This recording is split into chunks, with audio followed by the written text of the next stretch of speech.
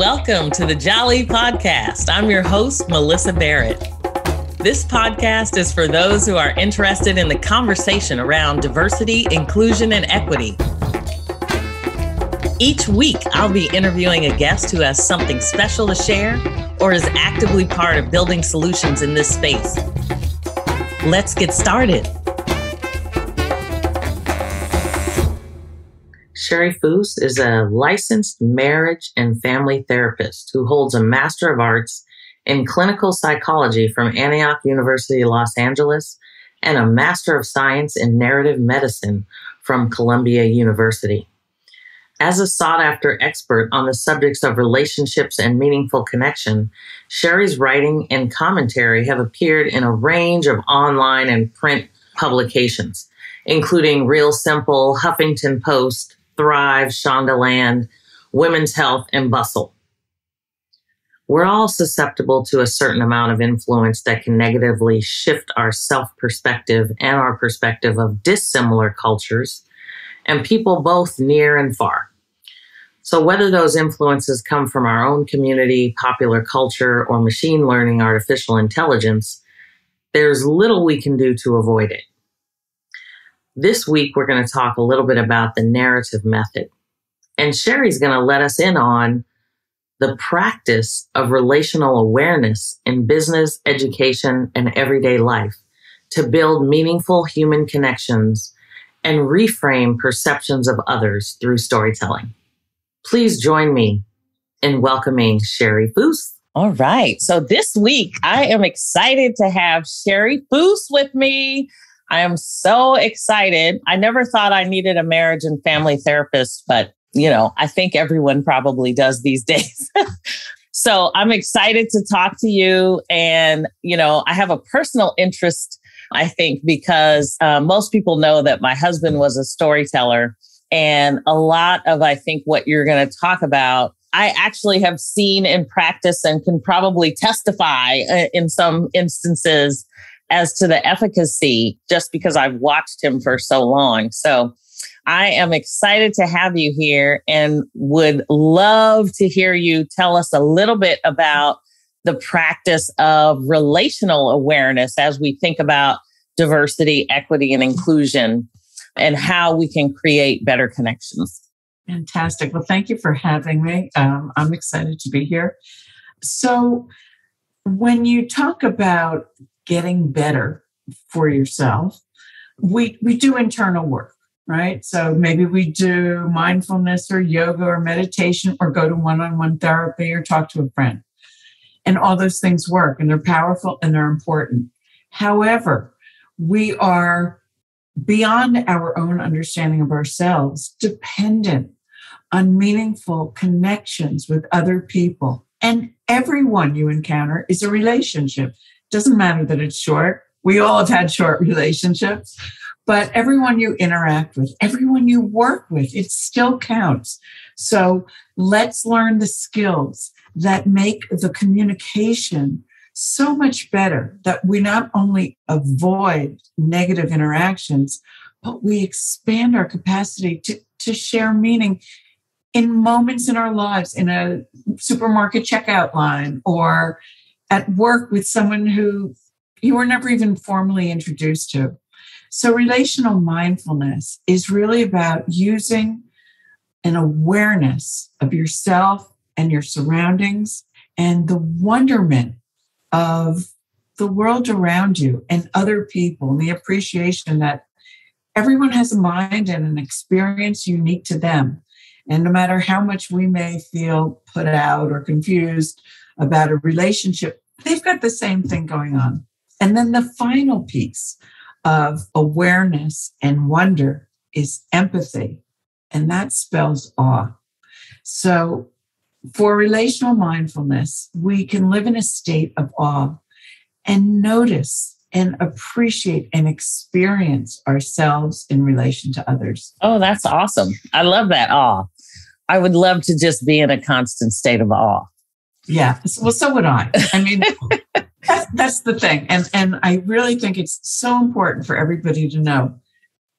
I guess the Dalai Lama, and there are a bunch of other people, I'm sure they get to a certain level of just a plateau of evenness and love. Well, I'm not there. I don't know if I'll ever get there. But what I do know is that we all struggle with the same internal insecurities to different degrees at different times. But because we all know the entire menu of emotions, when we're listening to someone else, when we put ourselves aside, we hear them. We can imagine from their perspective. So even if someone does something that it just feels unfair to us, if we listen from their perspective, we might be able to understand their thinking. It doesn't mean that we don't need to clear things up between us, but that understanding is really helpful, not just because you understand that maybe there was no malicious intent, but also because it's that kind of understanding that makes us feel known. Oh, I never would have thought of that. That's why you did that. When we feel known, we can be loved for who we are. When we don't really reveal ourselves because it doesn't feel safe or we don't want to be vulnerable, we're kind of alone. Yeah, that is so interesting to me, because I think it also, there's this level of curiosity that you have to have, right? To ask some of the right questions. And sometimes we don't even ask the question. So we can't get to know anybody. So can you talk a little bit about, because these days there are so many things that people are talking about with respect to like microaggressions and some of the negative, messages that are coming through. Can you talk about how we can combat some of those, knowing that, you have this relational awareness of it? Mm-hmm. And, what do we do with that? It's a great question. And I think, in addition to microaggressions that we may be aware of, there are all kinds of things that can hurt other people's feelings. Obviously, a racist or a sexist or, whatever innuendo may be obvious. But here's one way that it's really not hard. If you speak about things that are, trying to communicate with other people with an awareness that they're not you. You can use shorthand with your friends, but you might not be able to do it with someone who you're just meeting. And to try and put yourself in their position, even as you're speaking, your brain is capable of doing a lot of things at once. And this is a skill. Now, on the other side of it, I would really urge all of us, and this is the hard part because we're really broken into teams in a lot of ways, me against you. If everyone would be willing to take a humble step back and realize, I don't know about you, I make mistakes all the time. Yesterday, I almost ran into a car because I was looking at my phone. I had to stop short. It was impossible to stop short, but I did. The humility of realizing, what am I doing? If I don't care about myself, it's one thing, but what about those people who are innocent? Right. So it's not about being perfect. It's about being willing to have a broader mind about things. If we could explain to people who say things that are offensive in an optimistic way, I just want to tell you that push my buttons, or obviously it depends on the situation, exactly how you approach it. And in some situations, it may not be safe to say anything. But when you have the opportunity, because it's someone you love or someone you work with or someone that, you care about and you care about your connection with, it's important to be able to say, this is why I found that way to say what you were communicating hurtful or offensive, or it made me feel unsafe, or whatever that is. Because until we realize, we cannot assume that other people understand the things that offend us, right? When I was younger, if somebody told me I was fat, I would have been terribly insulted. Or if somebody told me, I wasn't a good singer, I would have been really hurt. But as time goes on and you broaden your understanding of who you are and who you're not, you can become more tolerant because you realize other people aren't living their lives thinking about how you might feel. And that's not just because they're selfish, it's just they're living their life. Yeah. So I just think we need a little bit more openness to learning. And like you said, the wondrousness, the curiosity. Oh, wow. Well, tell me why that's not a really good word. Right. Yeah. And I think, it's so interesting because, I talk about my husband, but he was such a lover of history. Mm-hmm. And I think what was interesting to me is as he could talk to anyone and everyone, he would be able to talk about their history. Wow. And so in some cases, a lot of cases, they didn't know their own history. So it became a really interesting dialogue. And, me watching, it's like, wow, people are curious. Nobody knows all their history. Right. And then to be able to, really think about other people's history that you don't know really gives you a whole new appreciation for kind of walking this earth, right? In terms of, and so I love the fact. So talk to us a little bit about the narrative method and kind of what that is, where it came from, because I find this so interesting. Well, I've been interested in groups ever since I was in high school, and I was depressed, and some teacher noticed me, and the next thing I knew, I was in free counseling, one-on-one, and in a group. And what I discovered was that because I was young, I was probably about 15, I was having these deep conversations that I would think about and really not have anyone to talk with about. And at that age, I started to realize that the depth that everyone has, if they have access to it, is so connected and so healing for all of us, in part because we can recognize ourselves in each other's circumstances.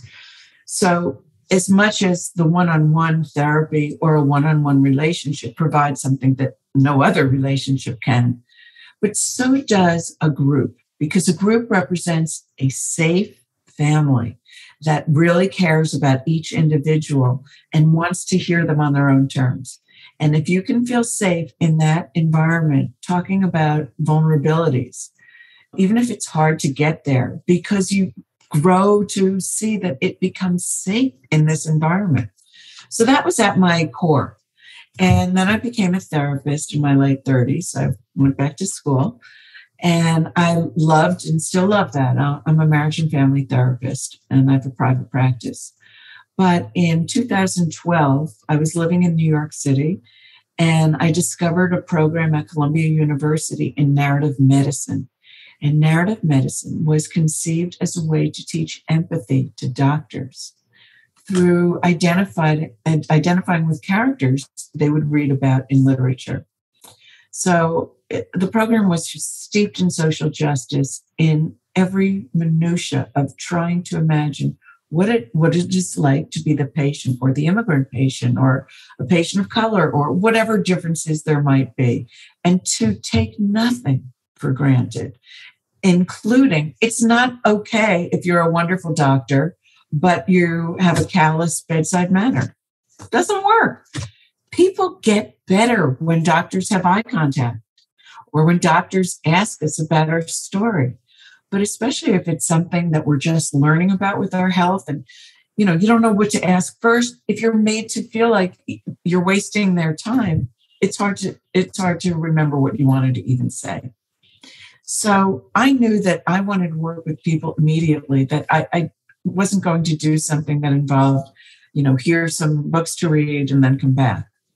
So I started using videos, really short videos in groups of people, whether it's veterans or just random people who don't have homes, but people of all kinds of populations who could have a common ground based on this video that we just saw. So we'd look at a video and then people would go into breakouts and I'd give them a prompt and they would share a story that reminded them of. So that became the core of the model. And we still do that. We do that for free on Thursday nights at 5 o'clock Pacific. And we invite everybody to come. Just sign up a second before at thenarrativemethod.org.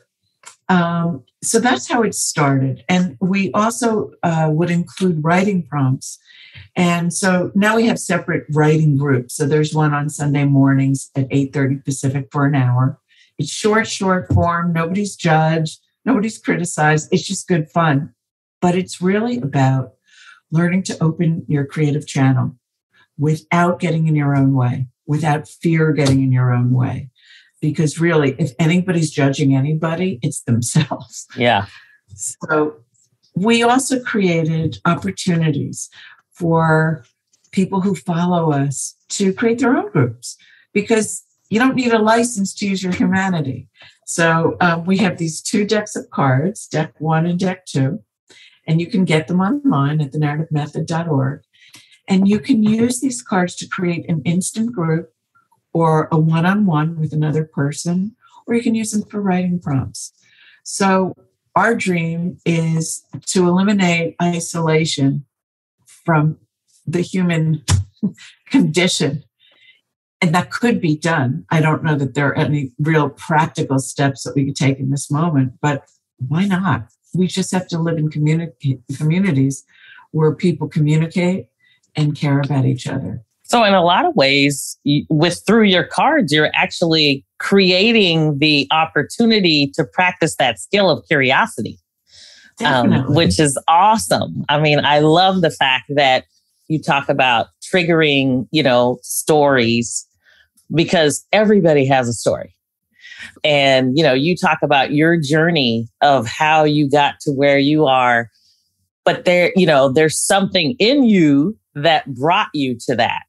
And I think it's so wonderful when people can tap in and really understand, how did you get here? So I love the fact, I know you're doing so many different things with respect to the practice. And specifically, one of the things that I love is that you seem to be focused on gratitude. Yeah. All the positives. And so I don't know if you want to talk a little bit about that and how did you even get there?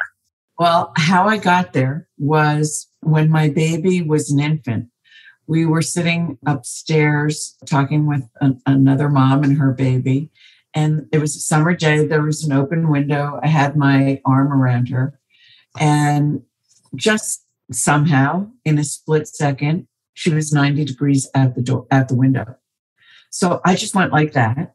She had no idea. No one in the room would have had any idea. But in that moment, time stopped. And I said to myself, what would I have done if, God forbid, she had fallen? I would be on my knees to God. Give me another chance. What can I do? My life would have been over. And what I realized right then is that there are so many times every day when we have a close call. It could be little. It could be you didn't press send. Actually, that could be big. Or like I did yesterday, I stopped short. I almost hit another car. So I have made a practice in the last 25 years that every single time I almost slip, the littlest or the biggest thing, and I take a moment to express my gratitude. I thank God, or just thank whatever you think. And I don't stop. I just keep going because it's worthy of that. Well, what I discovered was, in addition to making me more aware, that becoming this hyper aware of your good fortune makes it impossible to see yourself as unlucky. You've survived every day so far.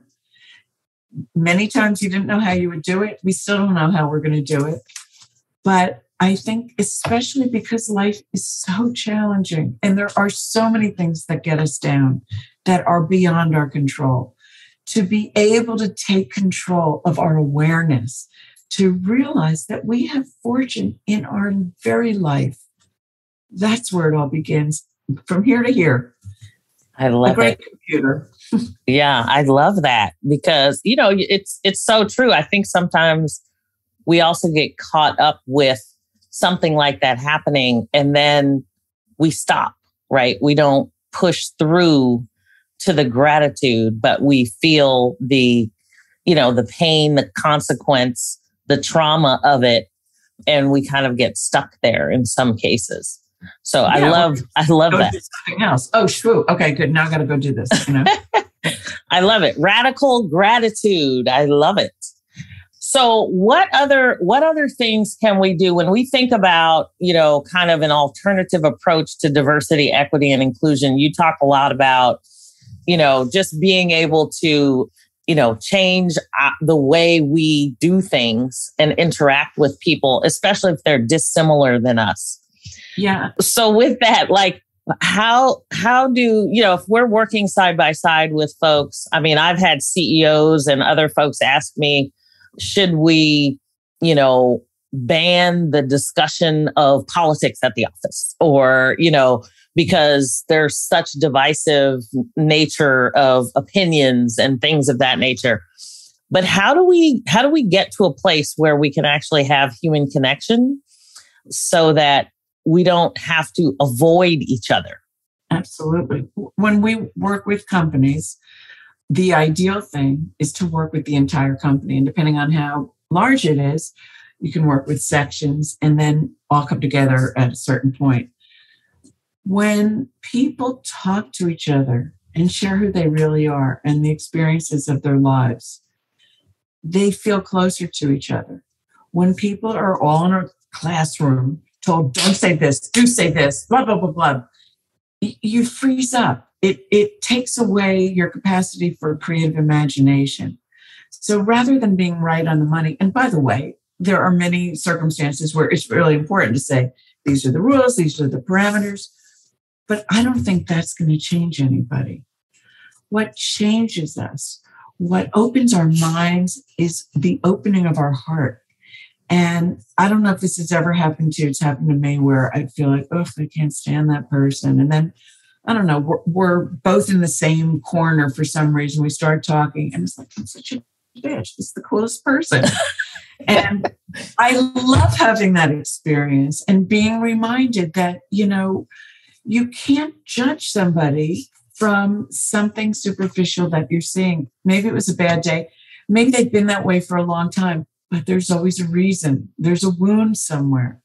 So when I see that happen in our groups that we work with, because people are having the experience of feeling heard and seen for who they are and appreciated for who they are, some of their acting out or faulty perceptions really start to shift, and they feel better and others feel better about them. And to me, it's just humans being human together, whether it's at a business or a university or any kind of group who are together in some capacity. Yeah, that shared connection really, and it's not always from a place of vulnerability, right? It can be just learning about somebody else's culture or how they grew up or any of those things that kind of tap into what I call the 3D nature. Because, even when you told a story earlier and you were talking about holding your baby in your arms, and, you feel like you were there because you tell the story with graphic detail about the day and where you were. And you kind of help people go there with you, which I think is part of that whole human experience, which I just love that you're talking about kind of storytelling and how to reframe those perceptions. Definitely. Let's pause for a moment. We'll be right back.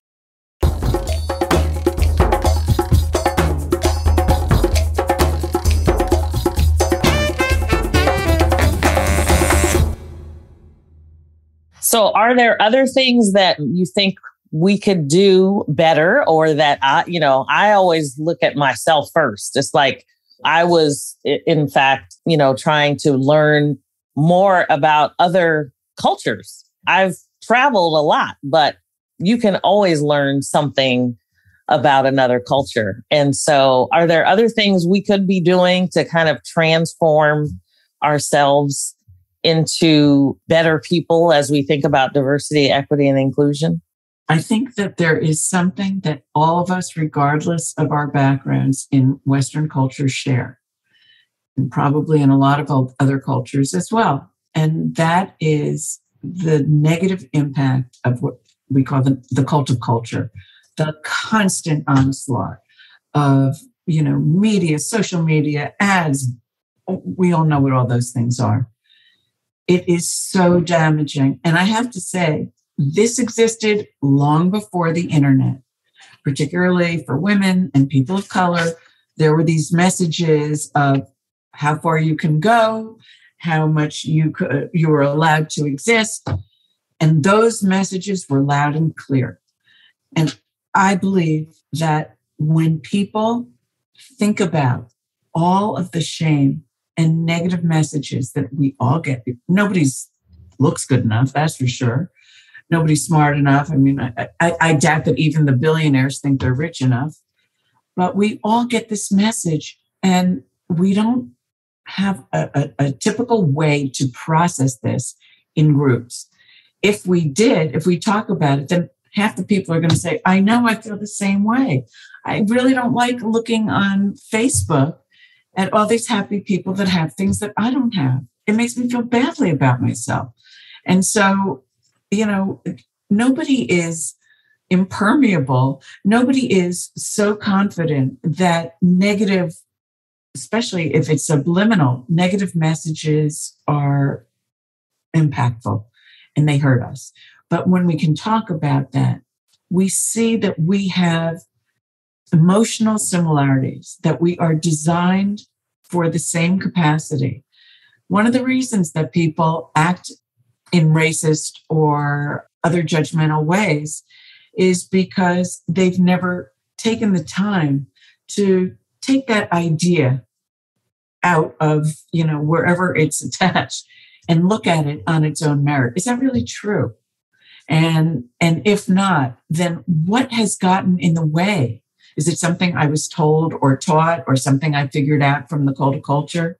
But whatever those prejudices are, limit us. Forget, I don't care who you like and respect. You will be less of your potential if you can't see the world in a broader sense. We can't fathom what 8 billion people are. We can't fathom, the earth in relation to the universe. But the closer we can get to living in awe, I'm telling you, you will be happy. So, some of the videos I was thinking of when you were talking about it before, but we'll look at the most fascinating science videos where you have a super sensitive microscope looking at a bug's head or a leaf. And it's just so fascinating. And that's mind expanding. So whether it's people from different backgrounds looking at common issues or just science or fascinating new learning, it doesn't matter. The idea is to experience new ideas together. Yeah, I love that. I had a recent guest on, Vernita Naylor and her daughter, Nikita, and they co-wrote this book called Speaking in Colors. And it was all about communication and the colors of communication, and you could take a test and kind of figure out, I think I was yellow and red, if I remember correctly, but they had others that were, purple or blue or whatever. And to me, it kind of reminded you a little bit about some of the personality tests, but it was specific to kind of the way you communicate. And maybe you communicate differently at work versus at home or whatever. But anytime I've ever seen somebody that really talks about storytelling the way you are, to be able to generate the kind of conversation from a story, there just seems to be so much of a different connection you can make as you experience that with someone else. You just said it. It's experience. Yeah. I mean, it's really, and so I keep thinking of my husband because I'm like, I never thought, the depth and the appreciation, the gratitude that I have now, of course, has been, passed away now 4 or 5 years. But it is amazing to see when people do it right and they actually are able to connect, how much of an impact they make on their legacy, the people they leave behind. And, quite frankly, that is awesome, if you have the ability to do that. Well, and I would add to that. Yesterday, I was working with a group of unhoused women, and they had real diverse backgrounds. And, people may not realize that getting into that circumstance doesn't mean, you're a drug addict. But in any event, some people were really articulate and their stories got through in that way. But there's this one woman who just kept saying, and all this stuff. And she said so few words, but so much came through her affect, through her body language, her breathing, her emphasis on the words. And so you don't really have to be rehearsed in fact, it's better if you're not, because if you're rehearsed, you're not feeling it. Yeah. So it doesn't matter how good your language is. I've communicated with people who I don't understand a word they're saying. I mean, obviously, I don't know if they really get everything I'm saying, but right. People understand certain kind of an attack or an eye contact or, touching yourself or whatever it is that really syncs up your brains, because we know we are hardwired to receive stories. Think of it as when your phone's not plugged in, it doesn't work. And that phone needs to work. So when your receptors are not hooked into other people for too long a period of time, that's when you experience loneliness. There is nothing more important for thriving other than physical sustenance than human connection. And it's not, nasty human connection. It's meaningful human connection. Yeah. I love that you talk about, loneliness and the human connection, because I think people don't necessarily realize how powerful it can be. And, I spend a lot of time talking to, CEOs, a lot of networking types of events where people are networking together, but they're getting some of those human connections through coaching or networking or other things. And I find it really interesting when somebody says they don't want to embrace diversity, equity, and inclusion. And so it's like, that to me. So it's odd to me but I think there are ways that we need to, as you talk about, kind of expand your mind. I think it's also the limitations of language. So right now, to say diversity, equity, and inclusion, everybody has some idea of what that means. But to talk about getting to know people and how interesting it is when you discover people's similarities and differences, it's like all of these subjects that have just become fight or flight, knee-jerk reactions. You say that, I don't want to know you. I have the same reactions at times. So again, it's so important that we can forgive ourselves and offer forgiveness to other people, so that rather than canceling each other when we make a mistake, trying to correct each other. Now, if somebody does something maliciously, then that's completely different.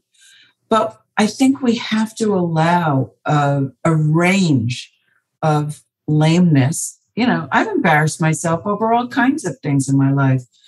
I don't like it. I think we all have, probably. and I think it's like, if you just think about that, think about a time when somebody forgave you for an embarrassing blunder, and just pay that forward.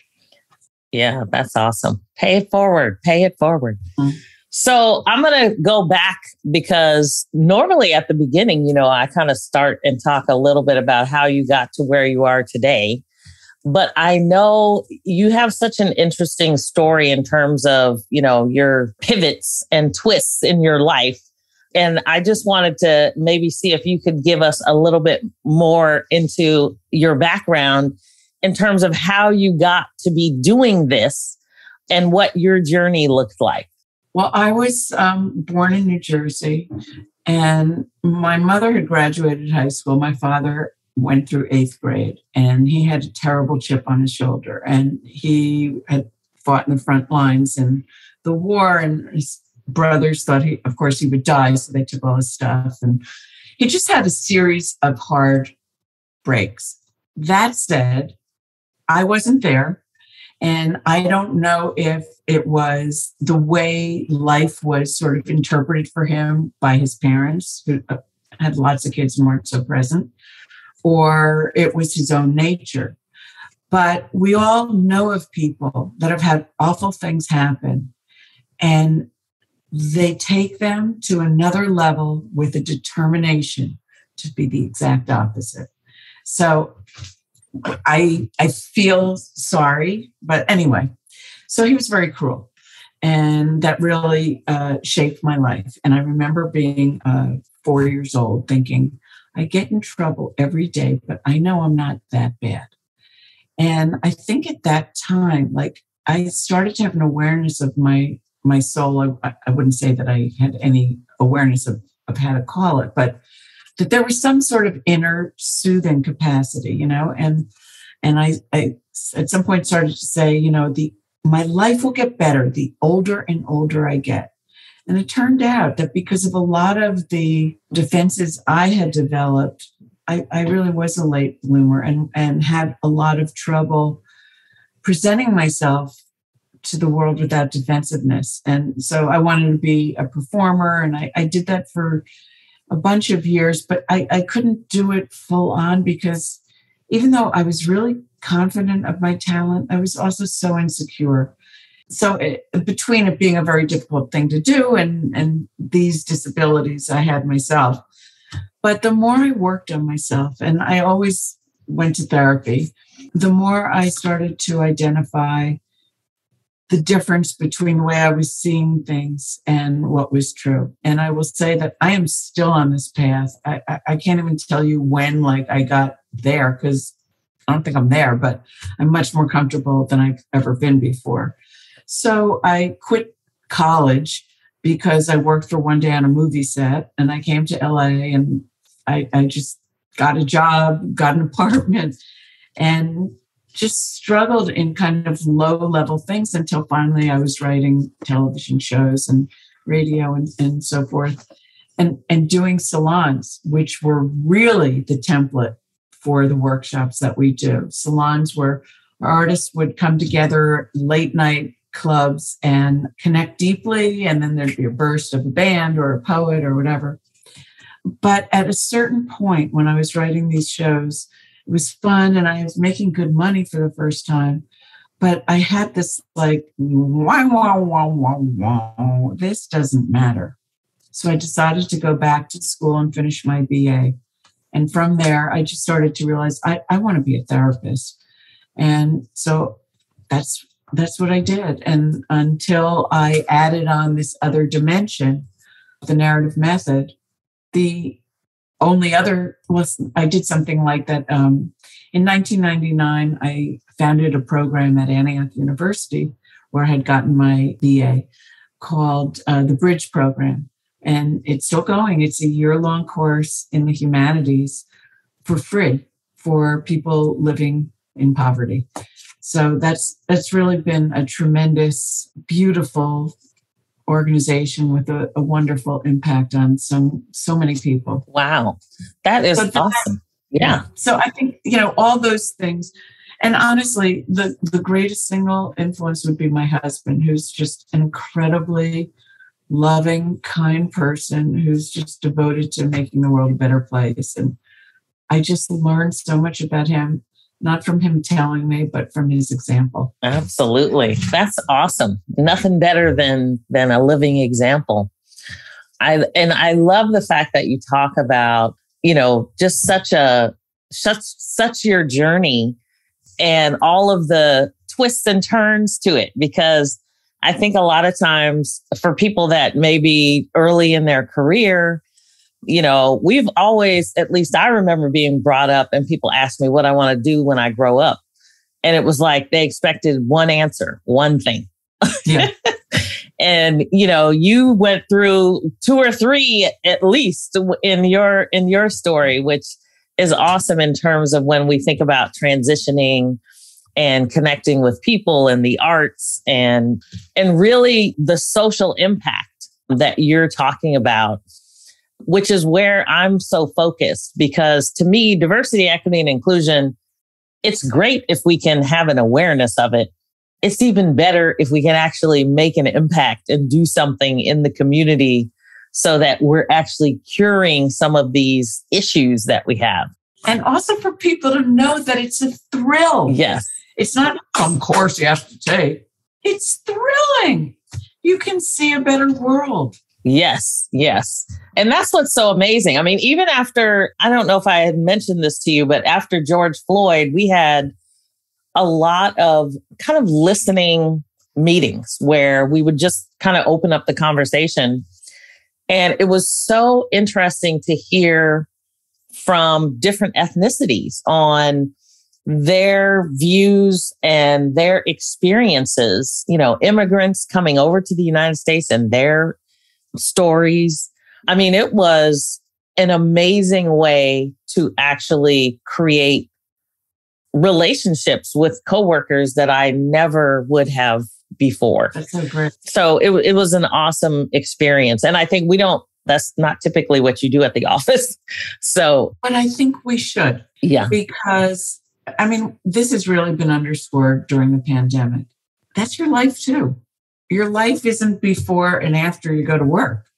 And that's why, I think that's one of the main reasons why there's been the Great Resignation. People want to work somewhere where what they're doing and how they're doing it matters, especially now with climate change and all the challenges that we have. We don't need more divides. Imagine if 8 billion people were all focused on doing some particular job that they love doing toward improving the climate situation, as opposed to, I mean, I have no idea how many, but if every single person worked like ants, we'd get something done. Yeah. Wouldn't that be nice? That would be awesome. Well, Shari, it has been awesome talking to you. And God. I think we're going to be fast friends for sure. Absolutely. And I'm looking forward to the narrative method, the cards, and kind of just embracing. I'm looking forward to even your session tonight. Yay. That I plan on joining. So I want to. I definitely am one of those people. I'm learning myself, and I think it's awesome that I can meet wonderful and fabulous people like you doing what I enjoy, but also really learning what people are doing, and, celebrating you and what you're doing in the world is awesome. So I want to thank you for what you're doing. And I look forward to more conversations in the future. Me too. And I honor what you're doing. This show is so important. Thank you for doing it. Thank you so much. Thanks for joining me on the Jali podcast. Please subscribe so you won't miss an episode. See you next week.